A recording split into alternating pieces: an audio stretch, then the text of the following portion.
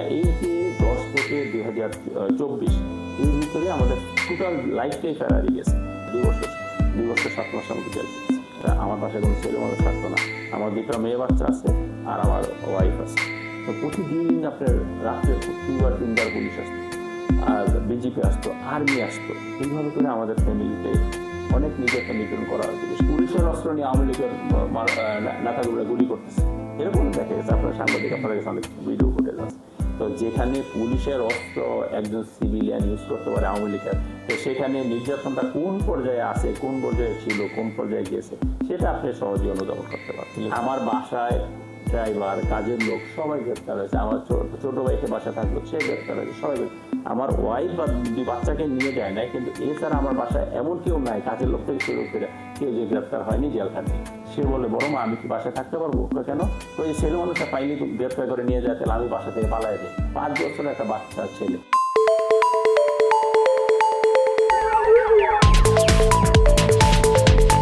প্রিয় দর্শক, আসসালামু আলাইকুম।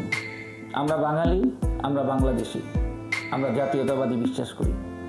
1971-এর মহান মুক্তিযুদ্ধে সকল শহীদের প্রতি শ্রদ্ধা জানিয়ে শুরু করছি ফ্ল্যাশ টিভির আয়োজিত ফিরে দেখা আমার আমি।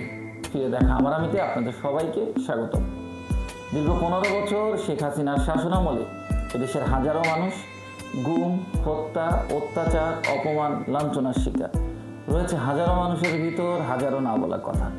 আর এই না বলা কথা বলার জন্য ফ্ল্যাশ টিভিতে আজকে আমাদের সাথে উপস্থিত আছেন তেজগাঁও কলেজের সাবেক ভিপি, ঢাকা মহানগর উত্তর ছাত্রদলের সাবেক সভাপতি, সেক্রেটারি এবং কেন্দ্রীয় ছাত্র সংসদের সাবেক সভাপতি, ঢাকা মহানগর উত্তর যুবদলের সভাপতি, সেক্রেটারি এবং কেন্দ্রীয় যুবদলের সাবেক সহসভাপতি, বর্তমানে ঢাকা মহানগর উত্তর বিএনপির যুগ্ম আহ্বায়ক জনাব SM জাহাঙ্গীর হোসেন। আমরা শুনব দীর্ঘ 15 বছর SM জাহাঙ্গীর হোসেনের সাথে কিভাবে এই 15 বছর কেটেছে, কেমন কেটেছে, কি ঘটেছে এই 15 বছর। আসসালামু আলাইকুম। আসসালাম। কেমন আছেন ভাইয়া? আছি আলহামদুলিল্লাহ, আপনারা ভালো আছেন? জি আলহামদুলিল্লাহ ভালো আছি। 15 বছর পর রাজনীতিতে একটু তো ব্যস্ত সময় যাচ্ছে মনে হচ্ছে, তো কেমন যাচ্ছে এখন? আলহামদুলিল্লাহ ভালো। আমরা দীর্ঘ 15 বছর এই ফ্যাসিস্ট আওয়ামী লীগ 2008 নির্বাচনের পর থেকে আমরা অ্যাকচুয়ালি এলাকায় ঠিক মতো আসতে পারিনি, থাকতে পারিনি। তো যার কারণে তখন আমাদের জনগণের কাছে আমাদের শত ইচ্ছা থাকলেও আমাদের সেইভাবে জনগণকে নিয়ে আমরা ব্যস্ত থাকতে পারিনি। বাট এখন যেহেতু একটা ভালো পরিবেশ আসছে, আমরা আমাদের নেতাগুলোদেরকে নিয়ে জনগণের কাছে যাওয়ার চেষ্টা করতেছি। তো স্বাভাবিক কারণে রাজনৈতিক ব্যস্ততা একটু বাড়ছে। সামনে যেহেতু নির্বাচন আছে, সেই নির্বাচন সংক্রান্ত কারণেই একদিকে দেশ পুনর্গঠন, আরেকদিকে হলো নির্বাচন, দুটো মিলিয়ে আমাদের কাজ করতে গিয়ে স্বাভাবিক কারণে আগের চেয়ে ব্যস্ততা অনেক বেড়েছে। 1 বছর হয়ে গেছে 5ই আগস্টের পর। এই যে নতুন একটা বাংলাদেশ, বাক স্বাধীনতা ফিরে পাওয়া, কথা বলতে পারা, আমি জানতে চাই এই 5ই আগস্টের ছাত্র জনতার আন্দোলনে আপনার কাছে এই অনুভূতিটা কেমন? ধন্যবাদ আপনাকে। দেখেন, এই যে 5ই আগস্ট আমরা যে বিজয় অর্জন করেছি, এই বিজয় আমাদের 5ই আগস্ট অর্জন হয়েছে এটা ঠিক, কিন্তু এই বিজয়ের জন্য আমরা 2008-এ যে নির্বাচন হলো, সেই নির্বাচন পর থেকে কিন্তু এটার জন্য আমরা যুদ্ধ করে যাচ্ছি। সেই যুদ্ধটা কি? আমরা 2008-এ যখন নির্বাচন হলো তখনই আমরা বুঝতে পেরেছি যে 2008-এ যে আওয়ামী লীগকে জিতানো হয়েছে সেটা ষড়যন্ত্রের মাধ্যমে জিতানো হয়েছে, এবং ষড়যন্ত্রের মাধ্যমে জিতানোর পরে আওয়ামী লীগ ফেসিবাদী যে তাদের আচরণ, সেই আচরণ দিয়ে আমাদেরকে তাদের প্রতিপক্ষ বানিয়ে ফেলেছে, দেশের জনগণকে তাদের প্রতিপক্ষ বানিয়ে ফেলেছে। বিএনপির ভারপ্রাপ্ত চেয়ারম্যান জনাব তারেক রহমান জানতেন যে আমরা এই 2008-এর পর থেকে, 2008-এর নির্বাচনের পর থেকে আমাদের যে পরবর্তী 3টে নির্বাচন, প্রতিটা নির্বাচনে আমরা জনগণকে ঐক্যবদ্ধ করেছি, প্রতিটা সময় মানুষকে আমরা ঐক্যবদ্ধ করেছি, সারা বাংলাদেশের মানুষকে আমরা একত্রিত করেছি এই খুনি হাসিনার বিরুদ্ধে আন্দোলন করার জন্য, এবং আন্দোলনে আমরা ছিলাম, আছি। তো আমাদের ভারপ্রাপ্ত চেয়ারম্যান জানতেন যে আমরা এই আন্দোলনে ইনশাআল্লাহ অবশ্যই বিজয়ী হব। যার কারণে কিন্তু আমরা 2024-এর 7ই জানুয়ারি যে নির্বাচনটা, সেই নির্বাচনে আমরা স্ট্রিম পর্যায়ে আমরা কিছু করিনি, এক্সট্রিম পর্যায়ে কিছু করিনি। মানে অর্থাৎ যে রাস্তাঘাটে আন্দোলন বলতে যেটা বোঝায়, রাস্তাঘাটে জ্বালাও পোড়াও এগুলো করি। আমরা কি করেছি? আমরা মানুষকে লিফলেট দিয়েছি, মানুষের ঘরে ঘরে গিয়েছি, মানুষের জনগণকে বোঝাতে চেষ্টা করেছি যে হাসিনা কখনো এদেশে ভোটে বিশ্বাস করে না, যার কারণে আমরা সবাই ঐক্যবদ্ধ হয়ে হাসিনার বিরুদ্ধে দাঁড়াতে হবে। তো আমাদের পার্টি ভারপ্রাপ্ত চেয়ারম্যান যেভাবে আন্দোলনটাকে ধীরে ধীরে করে একটা যৌক্তিক পর্যায়ে নিয়ে গেছে, পরবর্তীতে আপনি দেখেন এই আর 2024-এ এসে আমাদের ছাত্র জনতা ঐক্যবদ্ধভাবে সেই আন্দোলনে একত্রিত হবে, আমাদের সেই জুলাই আগস্টে শরিক হলো। শরিক হওয়ার পরে আমরা সেখানে জুলাই মাসের 1 তারিখ থেকে ধরেন আমাদের আন্দোলন শুরু হলো। 16 তারিখে আমাদের তার পার্টি ভারপ্রাপ্ত চেয়ারম্যান জনাব তারেক রহমান এক দফা ঘোষণা করলো যে খুনি হাসিনা, তখন প্রথম ছিল যেটা যে আমরা বৈষম্য বিরোধী আন্দোলন বা কোটা বিরোধী আন্দোলন, কিন্তু পরবর্তীতে কিন্তু সেটা বিএনপির কারণে বিএনপির ভারপ্রাপ্ত চেয়ারম্যান জনাব তারেক রহমান কিন্তু সেটাকে এক দফায় টার্ন করালেন, এবং এক দফা হ্যাঁ ছাত্ররা মেনে নিয়েছে, ছাত্র জনতা যারা ছিল সবাই মেনে নিয়েছে, আমরা এক দফা এখন আর হাসিনাকে আমরা দেখতে চাই না। সেই একটা সফল আন্দোলনের মাধ্যমে আমরা কিন্তু 5ই আগস্ট আমরা আমাদের কাঙ্ক্ষিত বিজয় পেয়েছি। অর্থাৎ কাঙ্ক্ষিত বিজয় পেয়েছি কি জন্য? এদেশের গণতন্ত্র এবং ভোটাধিকার রক্ষা করার জন্য মানুষ আন্দোলন সংগ্রাম করেছে। আর বিশেষ করে খুনি হাসিনার যে দুর্নীতি করেছে, যে আমাদের নির্যাতন নিপীড়ন করেছে, সারা দেশের মানুষের উপরে যে অন্যায় অত্যাচার করেছে, 30 লক্ষ হাজার কোটি টাকা এদেশ থেকে সে পাচার করেছে, অর্থাৎ বাংলাদেশে 4টি বাজেটের টাকা সে পাচার করেছে। তো এই সমস্ত কারণে মানুষকে ঐক্যবদ্ধ করতে আমাদের পার্টির ভারপ্রাপ্ত চেয়ারম্যান জনাব তারেক রহমান একটু সময় লেগেছে, এবং সেই সময়টা সফলতা এসেছে। আমরা এই যে 5ই আগস্ট আমাদের বিজয় এবং শোক দুইটাকে আমরা বলবো। কেন? এই কারণে বলবো যে সেখানে আমাদের অনেকগুলো প্রাণহানি হয়েছে, আমাদের অতীত প্রাণহানি হয়েছে, কিন্তু জুলাই আগস্টে আমাদের অনেকগুলো প্রাণহানি একসঙ্গে হয়েছে ছাত্র জনতা, যার কারণে আমরা বিজয়ী হয়েছি, কিন্তু শোকটাও আমাদের ভিতরে আছে। আজকে আমি এখানে দাঁড়িয়ে আমি সর্বপ্রথম সেই সমস্ত শহীদদের উপরে আমি আমার শ্রদ্ধা নিবেদন করছি, এবং শোকসত্য পরিবারের আমি সমবেদনা জ্ঞাপন করছি, এবং আমি বিশ্বাস করি ইনশাআল্লাহ জনগণের ভোটে যদি বিএনপি ক্ষমতায় আসে, তাহলে এই যে যারা শহীদ হয়েছে, গুম হয়েছে, খুন হয়েছে, হত্যার শিকার হয়েছে, নির্যাতনের শিকার হয়েছে, এবং 60 লক্ষ নেতাকর্মী মামলার শিকার হয়েছে বিএনপি, তো রাষ্ট্রীয়ভাবে প্রতিটা মানুষকে সম্মানিত করা হবে, এটা আমি বিশ্বাস করি। 1 বছর আগে এই সময় তো বাংলাদেশে খুব আন্দোলন চলতেছিল, উত্তরাতেও খুব ভয়াবহ আন্দোলন ছিল। আমি জানতে চাই যে আপনার এই ভূমিকা কেমন ছিল এই আন্দোলনে? ধন্যবাদ আপনাকে। আপনি জানেন আমি দীর্ঘ সময় আন্দোলনে ছিলাম, আন্দোলনে আছি। আমার নামে 329টা মামলা, আমার 2টা সাজা হয়েছে, একটা 7 বছর, একটা 2.5 বছর। আমি মার্চ মাসের এই জুলাইতে মামলাগুলো অনেক আগে থেকে শুরু হয়েছে, ওই যে ম্যাডামের ঘটনা 10 থেকে 10-এর পর থেকে মোট 329টা মামলা। আপনি দেখেন আমি কিন্তু 24-এর মার্চ মাসের 4 তারিখে আমি বের হয়েছি, 1 বছর পরে, পাক্কা 1 বছর পরে। আমি 23-এর মার্চ মাসের 8 তারিখে গ্রেফতার হয়েছি, আমি 24-এর মার্চ মাসের 4 তারিখে বের হয়েছি। 1 বছর পরে বেরে আমি অর্থাৎ বাসায় আসি বা জেলখান থেকে বের হয়েছি। বের হওয়ার পরে আন্দোলন শুরু হলো। আমি আমাদের যে সমস্ত রাজনীতি যে কর্মকাণ্ডগুলো সেগুলো সুন্দরভাবে করতে, কিন্তু জুলাই যখন শুরু হলো তখন তো আন্দোলন শুরু হয়ে গেল। সেই আন্দোলনের উত্তরাতে 92 জন ছাত্র জনতা মৃত্যুবরণ করেছে। তো সেখানে আমি মনে করি, আমি বলবো না আমি একাই সমস্ত ভূমিকা পালন করেছি, আমি সেখানে আমার যতটুকু সাধ্য ছিল আমি সর্বোচ্চ ভূমিকা পালন করেছি। আমাদের বিএনপি পার্টির পক্ষ থেকে তারেক রহমানের নির্দেশ, তো তারেক রহমানের নির্দেশে সেই আমাদের দায়িত্ব পালন করতে গিয়ে আমি কিন্তু 22শে জুলাই আমি গ্রেপ্তার হয়ে যাই। আবার 22শে জুলাই আমি গ্রেপ্তার হয়ে যাই। 22শে জুলাই গ্রেপ্তার হয়ে যাওয়ার পরে আমি ডিবি অফিসে 12 দিন রিমান্ডে ছিলাম। এই রিমান্ডে যে আমাদের উপর কি নির্যাতন করা হয়েছে, নিপীড়ন করা হয়েছে, সেটা ওখানে আমাদের আরো অনেক নেতাকর্মী ছিল, তারাও আমাদের সাথে নির্যাতনের শিকার হয়েছে, নিপীড়নের শিকার হয়েছে। এটা তখন যদি আপনি ওই সময়টা যদি আপনি না জানেন, এবং তখন কিন্তু এই হারুন ছিল ডিবির চিফ, কাজী হারুন কিভাবে আমাদেরকে নির্যাতন নিপীড়ন করেছে সেটা কথা শুনলে এখনো শরীরের লোম দাঁড়িয়ে যায়। এবং হারুন কিন্তু প্রতিটা সময় আমাদের টিভিতে, জাতীয় টিভিতে সে বলেছে আমার নাম সহ আমাদের আরো কয়েকজনের নাম দিয়ে যে ঢাকা শহরে এই সমস্ত সন্ত্রাসীগুলো আমরা ধরে ফেলেছি, এবং আমরা ভিতরে, অথচ তখন আপনার ইয়েতে যে মহাখালী সহ টিভি ভবন, তারপর মহাখালী সড়ক ভবন, দেন আপনার মেট্রো রেল, এই সমস্ত জায়গায় যে সমস্ত কর্মকাণ্ডগুলো ঘটেছে সমস্তগুলো আমাদের নামে চাপিয়ে দিয়েছে, যে এরাই কর্মকাণ্ডগুলো ঘটাইছে, আমাদের নামে সেই ধরনের মামলা। আপনি তো 22 তারিখে কারাবন্দী হয়ে 22 তারিখে আমি কারাবন্দী হয়ে গেছি, অথচ আমাদের নামে এইভাবে আমাদের প্রপাগান্ডা খাটিয়ে আমি তখন 12 দিন সেখানে রিমান্ডে ছিলাম। এই নির্যাতন নিপীড়ন সেগুলো আর ভোলার কথা না। এবং এইভাবে একজন মানুষকে বা যে কোনো একজন, আমি তো মানুষ, আমার ভিতরে তো একটা মানবিকতা থাকবে, আমাকে যখন নির্যাতন নিপীড়ন মিনিমাম একটা মানবিকতা থাকবে, কিন্তু তারা কিন্তু সেই মানবিকতা দেখায় না। আমাদের এই শত নির্যাতনের পরেও আমরা কিন্তু আন্দোলন থেকে পিছপা হয়নি। আমি জেলখানায় থেকেও, আমি রিমান্ডে থেকেও আমি খোঁজখবর নিয়েছি যে এখানে আমাদের উত্তরাতে কি হচ্ছে।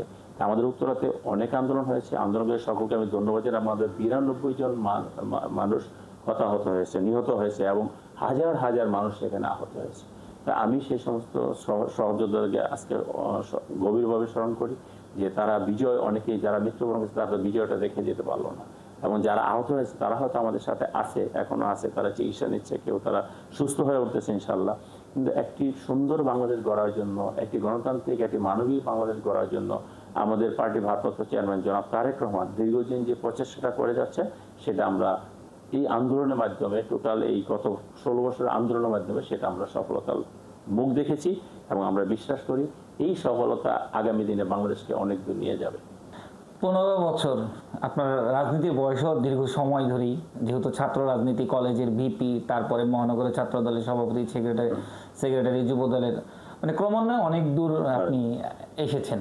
তো সেই জায়গা থেকে 15 বছরের রাজনীতিতে আওয়ামী লীগ সরকার ছিল। জানতে চাই যে এই 15 বছর আওয়ামী লীগ সরকারের সাথে আপনার যুদ্ধটা কেমন ছিল? ধন্যবাদ। এর আগে যুদ্ধ কিন্তু আমরা এর আগেও করেছি। আমি 91-এ দলের ভিপি ছিলাম, তার মানে 88 থেকে আমি রাজনীতি শুরু করেছি। তখন এরশাদ বিরোধী আন্দোলন, আমি অত বড় ছিলাম না তখন, আমি এরশাদ বিরোধী আন্দোলন, আমি তেজগাঁও কলেজে ছাত্র দলের সেক্রেটারি ছিলাম। তা আমি তখন আন্দোলনে ছিলাম। এই পরবর্তীতে যেভাবে ভূমিকা রেখেছি, হয়তো এইভাবে ভূমিকা রাখতে পারিনি, কিন্তু ভূমিকা আমার ছিল। আপনার 96-এ যখন আওয়ামী লীগ ক্ষমতায়, তখন কিন্তু আমি গ্রেপ্তার হয়েছি, আমার মামলা হয়েছে। আমরা ওইটা অভ্যস্ত। 96-এর আওয়ামী লীগ, 96 থেকে 2001 যে আওয়ামী লীগ ছিল সেই আওয়ামী লীগ আর 2008-এর পরে আওয়ামী লীগ, অনেক ডিফারেন্স। তো এই যে আমরা 96 থেকে 2001 যে আমরা তাকে ফেস করেছি একভাবে, কিন্তু 8-এর পর থেকে 2024 পর্যন্ত, 5ই ডিসেম্বর পর্যন্ত, 5ই আগস্ট পর্যন্ত আমরা আওয়ামী লীগকে অনেক কষ্ট হয়েছে। আপনি দেখেন এই দেশে আর কি অন্যায় আপনি চান, যে দেশে 3বারের প্রধানমন্ত্রী, বিএনপির চেয়ারপারসন দেশনেত্রী বেগম খালেদা জিয়া কোনো কারণ ছাড়া, একটি বিনা কারণে ওই জিয়া চ্যারিটেবল ট্রাস্ট মামলায়, একটা মানে কিছুই না মামলা, সেটা ফলস মামলায় দিয়ে আমাদের নেত্রী দেশনেত্রী বেগম খালেদা জিয়াকে 10 বছরের জেল দিয়েছে, এবং ইনি কিন্তু আমাদের নেত্রী কিন্তু 6 বছর জেল কেটেছেন এই বয়সে। এবং সেখানে তাকে রাখা হয়, যেমন প্রতিহিংসার জায়গাটা কোথায় নিয়ে গেছে দেখেন, বাড়ির থেকে বের করেছে, সেটা একটা প্রতিহিংসা। এবং দেশনেত্রী বেগম খালেদা জিয়া, উনি তো ডিভিশন পাওয়ার মানুষ, ওনাকে সে ডিভিশন না দিয়ে একটা জরাজীর্ণ একটা রুমে রেখেছে, পুরনো জেলখানা। এই জেলখানা কিন্তু এটা অ্যামেন্ডেড ঘোষণা করে জেলখানা কিন্তু নিয়ে গেছে কেরানীগঞ্জ, কিন্তু সেখানে কিন্তু ওনাকে রাখেননি, ওনাকে রেখেছে এই পুরনো জেলখানায়। তো এই যে, এবং অসুস্থ, সেই অসুস্থ দেশ 3বার প্রধানমন্ত্রী আমাদের নেত্রী দেশনেত্রী বেগম খালেদা জিয়াকে 6 বছর উনি জেলে ছিলেন। তারপরে দেখেন আমাদের পার্টি ভারপ্রাপ্ত চেয়ারম্যান জনাব তারেক রহমানকে অন্যায়ভাবে একটি মামলায় সাজা দিয়েছে, এবং আরেকটি মামলায় যখন বিচারক তাকে খালাস দিয়েছে, সেই মামলার বিচারক কিন্তু বাংলাদেশে থাকতে পারেনি। এই যে এতটা অন্যায়, এত রকমবাদ, আপনি দেখেন না সুপ্রিম কোর্টের chief justice Sinha, SK Sinha সম্বন্ধে আপনারা সবাই জানেন। এসকে সিনহা সাহেব যতদিন এই হাসিনার বেনিটিভেগে ছিল, ততদিন সে ঠিক ছিল। যখন সে হাসিনার বেনিটিভেগতে বের হয়ে রাষ্ট্রের পক্ষে কাজ করার চেষ্টা করছে, তখন কিন্তু তাকে দেশ ছাড়তে বাধ্য করেছে, এবং তিনি কিন্তু চিফ জাস্টিস থাকা অবস্থায় সেই দেশ থেকে চলে গেছে। তো এই যে নির্যাতন, নিপীড়নের কথাটা আপনি কোন লেভেলে আপনি গিয়েছে, সেটা আপনাকে দেখাচ্ছে। তো এই নির্যাতন আমাদের নেত্রী, আমাদের চেয়ারপারসন দেশনেত্রী বেগম খালেদা জিয়া, আমাদের ভারপ্রাপ্ত চেয়ারম্যান জনাব তারেক রহমান, ওনাদের সাথে যদি আচরণ করা হয়, তাহলে আমাদের লেভেল বা তার ছোট লেভেল বা তার একটু উপরের লেভেল কি ধরনের আচরণ করা হয়। আমাদের মহাসচিব থেকে শুরু করে এমন কেউ নাই তো যে জেল খাটে নেয়। আমি কিন্তু 2012-তে মহাসচিব মির্জা আব্বাস, সাদেক হোসেন খোকা, বাবু গয়েশ্বরচন্দ্র রায়, আমরা সবাই কিন্তু স্ট্যান্ডিং মেম্বার সহ, আমরা সব আমরা সবাই একসঙ্গে জেলে ছিলাম 2012-তে। তখন এই ভারতে একটা ছিল, হরতাল ছিল, সেই হরতালে প্রধানমন্ত্রী কার্যালয়ের সামনে 2টা গাড়ি পড়েছে, এগুলো আমরা পোড়াইনি, গাড়ি গভর্নমেন্ট পোড়ায় আমাদের নামে মামলা দিচ্ছে। সেই মামলা আমরা সবাই একসঙ্গে জেল খেটেছি। দেখেন নির্যাতনের জায়গাটা কোথায়। সেই মামলা সবাই 4 মাস 5 মাসের মধ্যে বেরিয়ে গেছে, আমি কিন্তু সেই মামলায় 9 মাসের মাথায় বেরিয়েছি। কিভাবে? যে আমি তখন এখানকার স্বরাষ্ট্রমন্ত্রী হলো আপনার সাহারা খাতুন, আর আমি যেহেতু এলাকায় রাজনীতি করি, আমার মামলা বেল হয়, জেলগেট থেকে আবার নিয়ে যায়, মামলা বের হয়, জেলগেট থেকে আবার নিয়ে যায়, এবং জেলখানা থেকে আমাকে এনে রিমান্ড খাটিয়েছে। এইভাবে মানে কয়বার আপনার উপরে এই টর্চারের শিকার? আমাকে অনেকবার। আমি গত এই 15 বছরে প্রায় 2 বছর 7 মাসের মতো জেল খেটেছি টোটাল। মানে এভারেজ সব 1 দিন 5 দিন 10 দিন হিসাব করতে গেলে? হ্যাঁ, 2 বছর 7 মাসের মতো জেল খেটেছি। 1 বছর তো পুরো 1 বছর একবারে, 1 বছর, হ্যাঁ, সব মিলে 2 বছর 6-7 মাসের মতো জেল খেটেছি। এই যে নির্যাতন, এই নির্যাতনের তো শেষ ছিল না ভাই। জানতে চাই যে ফেরারি জীবনটা কবে থেকে শুরু হয়েছিল আপনার? আমি আবারও বলছি যে আমরা ফেরারি জীবন ইলেকশন হলো 2008-এ। 8-এর পরে 2010-এ যখন আমাদের পার্টির চেয়ারম্যান দেশনেত্রী বেগম খালেদা জিয়ার বাড়ি থেকে বের করে দিল, তখন থেকে অ্যাকচুয়ালি আমাদের ফেরারি জীবন শুরু হলো। হ্যাঁ, এই যে 10 থেকে 2024 এর ভিতরে আমাদের টোটাল লাইফটাই ফেরারি গেছে। এখন বাসা বাড়িতে কি থাকতে পেরেছেন? বাসা বাড়িতে কোনো থাকতে পারিনি। আমরা যে বাসা বাড়িতে একদম যদি বলি যে আসি নেই তাহলে ভুল হবে। আমরা হয়তো দেখা গেলো 6 মাস 9 মাস পরে একদিন চুপ করে আসছি, 1 ঘন্টা 2 ঘন্টা ছিলাম, বাচ্চাটার সাথে দেখা করছি, আবার চলে গেছি। কিন্তু আমরা ফেরারি ছিলাম, এটা ঠিক আছে, কিন্তু আমাদের পরিবারের উপর যে নির্যাতন নিপীড়ন করছে সেটা অকল্পনীয়। কারণ এই ভাষায় আমার বাসায় কোনো ছেলে মানুষ থাকতো না। আমার 2টা মেয়ে বাচ্চা আছে আর আমার ওয়াইফ আছে। তো প্রতিদিন আপনার রাত্রে 2বার 3বার পুলিশ আসতো, আর বিজেপি আসতো, আর্মি আসতো, এইভাবে করে আমাদের ফ্যামিলিতে অনেক নির্যাতন নিপীড়ন করা হয়েছে। বিশেষ করে ডিবি আসতো। তো আমরা যারা রাজনীতি করি, শুধু আমি একা না, রাজনীতিবিদদের প্রতিটা পরিবার একজন রাজনীতিতে বেশি সে কষ্ট করে। ধরেন আমি পালাইছি, আমাকে তো পাচ্ছে না, কিন্তু আমার পরিবারকে তো এই অন্যায় অত্যাচারটা সহ্য করা লাগতেছে। আপনার কারণে কি কখনো ফ্যামিলিকে গ্রেফতার করেছিল? আমার বাসায় ড্রাইভার, কাজের লোক সবাই গ্রেপ্তার হয়েছে। আমার ছোট ভাইকে বাসা থাকলো, সে গ্রেপ্তার হয়েছে, সবাই। আমার ওয়াইফ বা 2 বাচ্চাকে নিয়ে যায় নাই, কিন্তু এছাড়া আমার বাসায় এমন কেউ নাই, কাজের লোক থেকে শুরু করে কেউ যে গ্রেপ্তার হয়নি, জেলখানে সবাই জেল খেটেছে আপনার কারণে। আমার কারণে, যেহেতু আমি রাজনীতি করি। আসে একজন ছেলে মানুষ পাইলে নিয়ে যায়। দুঃখজনক ঘটনা হলো, আমার ওয়াইফ একদিন হয়তো কাউকে বলতেছিল যে আমাদের বাসায় কোনো ছেলে মানুষ থাকে না, যদি ছেলে মানুষ পায় তাহলেই ডিবি পুলিশ আসলে গ্রেপ্তার করে নিয়ে যায়। তখন আমার একটা বাচ্চা ছিল 5 বছর বয়স। সে বলে, বড় মা আমি কি বাসায় থাকতে পারবো? কেন? কই ছেলে মানুষ পাইলে গ্রেপ্তার করে নিয়ে যায়, তাহলে আমি বাসা থেকে পালাই যাই। 5 বছরের একটা বাচ্চা ছেলে, তার ভিতরে ভয় ঢুকে গেছে। আমার ওয়াইফের কথা শুনে সে বলে, বড় মা আমি কি বাসায় থাকতে পারবো? আমি তো ছেলে মানুষ, আমাকে তো পাইলে নিয়ে যাবে। তাই এই ভীতির জায়গাটা কোথায় হাসিনা গড়ে দিয়েছিল আর কি। এইভাবে আমরা আমাদের জীবনটাই গত 15 বছর আমাদের জীবন থেকে চলে গিয়েছে।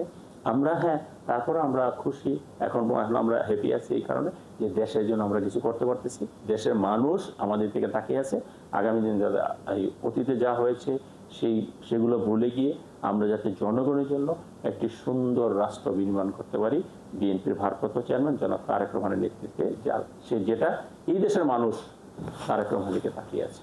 এবং আমি বিশ্বাস করি, আবারও বলছি, আমি বিশ্বাস করি তারেক রহমান সাহেব ইনশাআল্লাহ এদেশের মানুষের ভাগ্যের উন্নয়নের জন্য, ভাগ্যের পরিবর্তনের জন্য একটি মানবিক রাষ্ট্র গঠন করার জন্য চেষ্টা করে যাচ্ছেন এবং জনগণকে ঐক্যবদ্ধ করে তিনি সফল হবেন ইনশাআল্লাহ।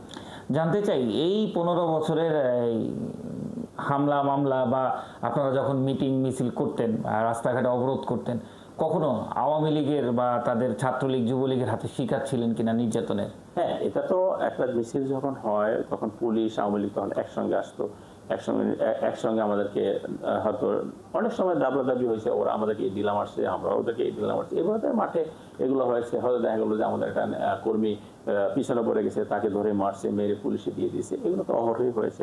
আমরাও হয়তো দৌড়াদৌড়ি শিকার হয়েছি। মানে প্রতিটা প্রোগ্রামে যেটা হয়েছে, পুলিশের সাথে মারামারি হয়েছে, নাহলে আওয়ামী লীগের নেতা কর্মীদের সাথে মারামারি হয়েছে। আর পুলিশ আর আওয়ামী লীগ তো এক ছিল, এখানে তো ওদের ভিতরে কোনো ভিন্নতা। অনেক সময় দেখা গেছে, আপনি অতীত আন্দোলনগুলো দেখবেন, পুলিশের অস্ত্র নিয়ে আওয়ামী লীগের নেতা কর্মীরা গুলি করতেছে, এরকম দেখা গেছে। আপনার সাংবাদিক আপনার কাছে অনেক ভিডিও ফুটেজ আছে। তো যেখানে পুলিশের অস্ত্র একজন সিভিলিয়ান ইউজ করতে পারে আওয়ামী লীগের, তো সেখানে নির্যাতনটা কোন পর্যায়ে আছে, কোন পর্যায়ে ছিল, কোন পর্যায়ে গিয়েছে, সেটা আপনি সহজেই অনুধাবন করতে পারেন। এমন কোন স্মৃতি এখনো মনে পড়ে যে এই 15 বছরের মধ্যে এই নির্যাতনটা বা এই জুলুমটা খুব বেশি আপনার উপর হয়েছে, যেটা এখনো কষ্ট দেয় মনে পড়ে? আমার উপরে নির্যাতনের কথা বললে আমার পুরোটা লাইফটাই নির্যাতিত হয়েছে। কি কারণে দেখেন, আমি 1 বছর লাস্ট জেল কেটেছি। এই 1 বছর পুরো মানে কন্টিনিউ।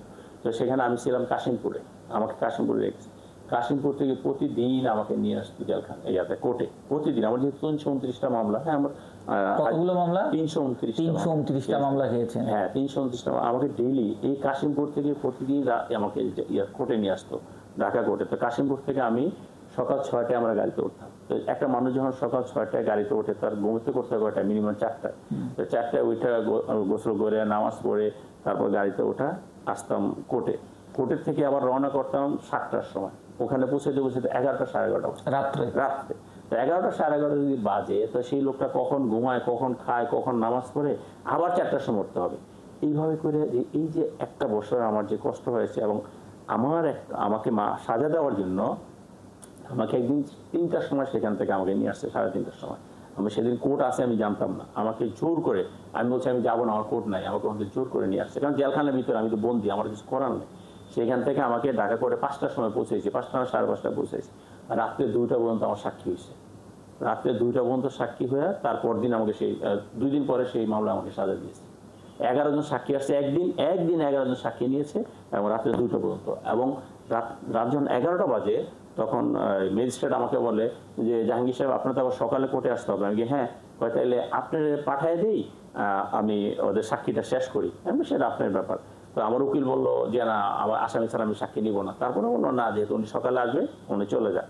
আমাকে পাঠিয়েছে, কিন্তু তখন কিন্তু ওই যে রেগুলার যে কমন গাড়িগুলো আসা যাওয়া করে ওই গাড়িগুলো নাই, পরে আমাকে স্পেশাল গাড়ি দিয়ে আমাকে সেখানে পাঠিয়েছে, আবার কোর্ট থেকে আমাকে জেলে পাঠিয়েছে, অর্থাৎ কাশিমপুর পাঠিয়েছে। এইভাবে সেখান থেকে কি সকালে কি আবার কোর্টে আসতে, আবার সকালে কোর্টে আসতে। আমি সেদিন ওখানে গিয়ে পৌঁছেছি বোধহয় 2টা না 3টায়। তো আবার সকালে গিয়ে গেছি, গোসল করছি, খাইছি, গোসল করছি, নামাজ কালাম করছি, আবার বেরোয় চলে আসছি। তো এই যে নির্যাতন, এবং তখন কি গরম আর যে জ্যাম ঢাকা শহরে, আপনি নিজে জানেন। আল্লাহ রাব্বুল আলামিন যদি কাউকে শক্তি দেয়, উনি হয়তো আমাকে সেই শক্তি আল্লাহ রাব্বুল আলামিন দিয়েছে, আমি করছি। এইভাবে এই নির্যাতনগুলো আমাকে 2টা মামলা সাজা দিয়েছে, একটা মামলা 7 বছর, একটা মামলা 2.5 বছর। তো এইভাবেই চলছে। কারণ এটা শুধু আমার একার পাল্লা, বিএনপি পরিবারের ম্যাক্সিমাম মানুষের। আপনি ধরেন 60 লক্ষ নেতাকর্মীর নামে মামলা, তো 60 লক্ষ নেতাকর্মীর তো একই অবস্থা, হয়তো আমার একটু বেশি হয়েছে, আপনার 52 জন একটু কম হয়েছে, এই ডিফারেন্স। বাট সবাই কষ্টের শিকার হয়েছে, এবং কেউ কিন্তু এলাকায় থাকতে পারেনি, কেউ তার বাসায় থাকতে পারেনি। বিগত দিনগুলো মানুষ কষ্ট করে খেয়ে না খেয়ে কাটিয়েছে। আর আমাদের বিএনপি পরিবার, আমরা যারা বিএনপি করি, রাজনীতিভাবে এই যে গত 15টা বছর থেকে ব্যবসা বাণিজ্য করতে পারেনি। কাজেই যার ব্যবসা টুকটাক ছিল, সেই ব্যবসাগুলো আওয়ামী লীগের সন্ত্রাসে নিয়ে গেছে। কাজে আমাদের নেতাকর্মী যে কি পরিমাণে কষ্ট করেছে, আর হাসিনা যে কি কষ্ট দিয়েছে, এটা একমাত্র আল্লাহ রাব্বুল আলামিন। কেউ এক্সপ্লেন করে এটা বুঝাতে পারবে না যে আমার কি কষ্ট হয়েছে। জেলখানাতে রিমান্ডের অত্যাচারটা কেমন ছিল? রিমান্ডে তো অত্যাচার, জেলখানায় তো রিমান্ড হয় না। রিমান্ড যখন থানায় নিয়ে আসে, আমরা জেলখানায় থাকি, ওখান থেকে থানায় নিয়ে আসে।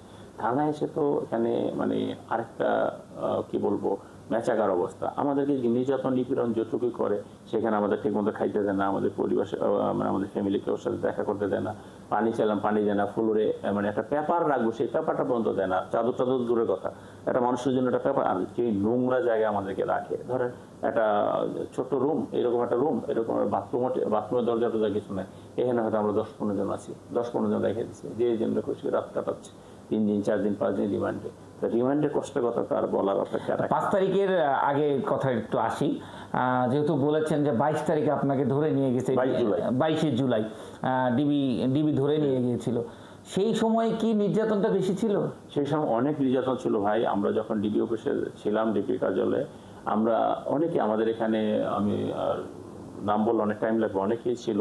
তো সেখানে আমাদের সন্ধ্যার সময় একটা বিভীষিকাময় অবস্থা আমরা পড়তাম। আমরা সবাই খালি আল্লাহকে ডাকতাম যে এখনই কার ডাক আসে। ওরা একটা ডিবি গ্রুপ আসতো, ভয়ে থাকতেন? হ্যাঁ, ভয়ে থাকতাম। একটা ডিবি গ্রুপ আসতো, আইসা বলতো, ধরেন ডাক দিল, এই জাহাঙ্গীর আসেন। আসলাম, আসার পরে সাথে সাথে ওখানে চোখটা বেঁধে ফেলতো সবার সামনে। চোখটা বেঁধে ফেললে হাত পিছনে বেঁধে 2 জন লোক ধরে নিয়ে যাচ্ছে। কারণ কোথায় নিয়ে যাচ্ছে, কি নিয়ে যাচ্ছে আমরা জানি না।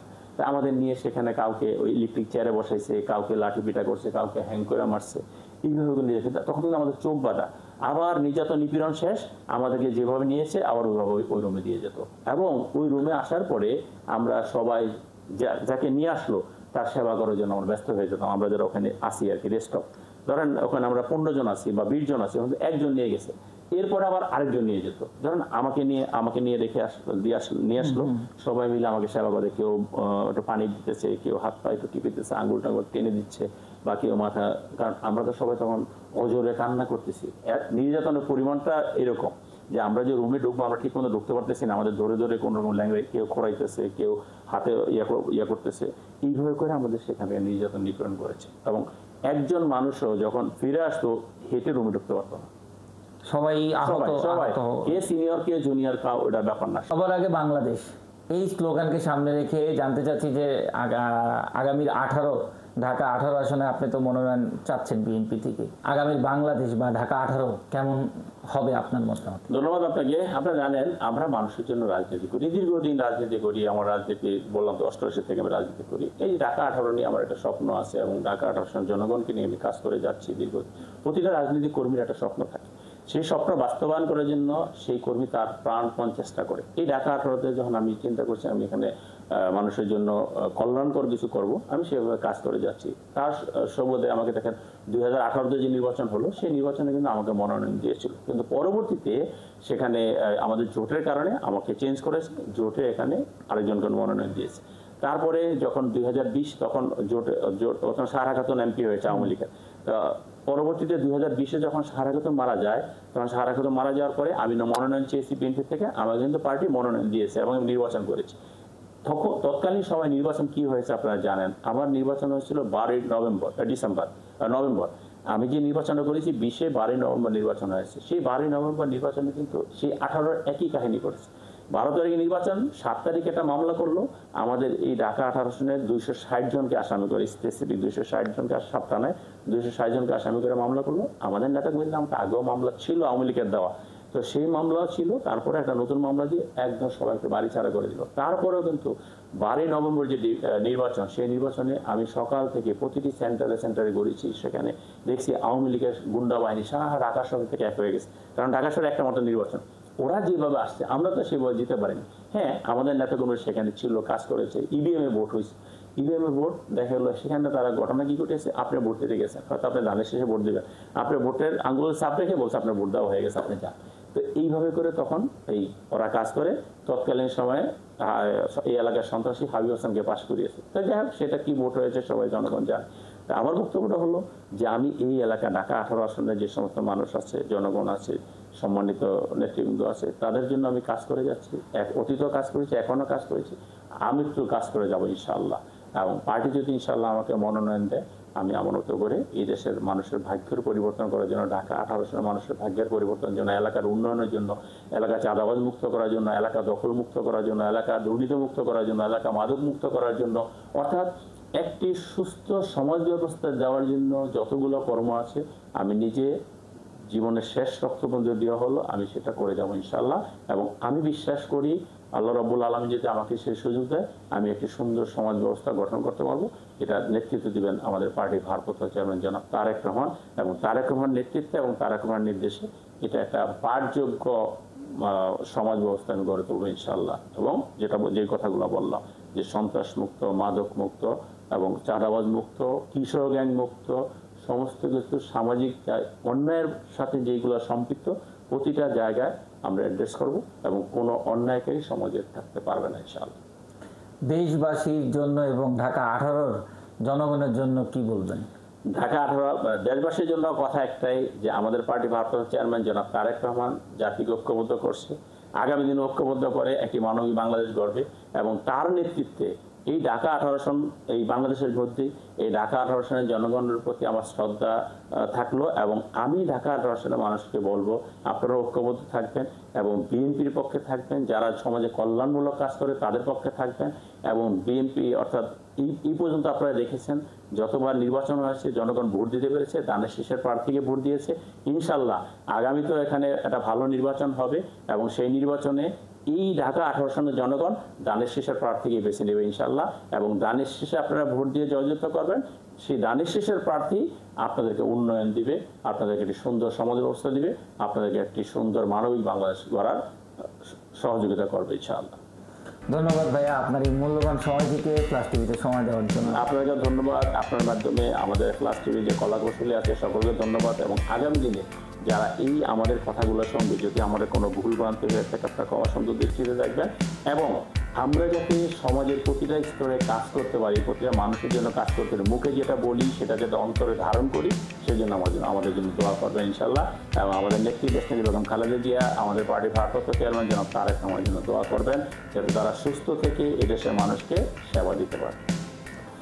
প্রিয় দর্শক, এতক্ষণ আমরা কথা শুনলাম তেজগাঁও কলেজের সাবেক ভিপি, ঢাকা মহানগর উত্তর ছাত্র দলের সাবেক সভাপতি, সেক্রেটারি এবং কেন্দ্রীয় ছাত্র সংসদের সাবেক সহসভাপতি, ঢাকা মহানগর উত্তর যুব দলের সাবেক সভাপতি, সেক্রেটারি এবং কেন্দ্রীয় যুবদলের সাবেক সহসভাপতি, বর্তমান ঢাকা মহানগর উত্তর বিএনপির যুগ্ম আহ্বায়ক জনাব এস.এম. জাহাঙ্গীর হোসেনের 15 বছরের এই গল্প।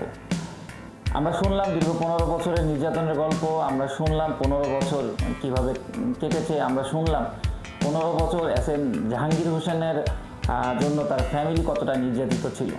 প্রিয় দর্শক, জনাব এস.এম. জাহাঙ্গীরের ফিরে দেখা আমার আমির এই 15 বছরের গল্প এবং আগামী ঢাকা 18 কিভাবে বিনির্মাণ করবে, এই গল্প আপনাদের কাছে কেমন লেগেছে অবশ্যই আমাদেরকে কমেন্টস করে জানাবেন এবং পরবর্তী পর্ব দেখার আমন্ত্রণ জানিয়ে আজকের মতো আমরা এখানেই বিদায় নিচ্ছি।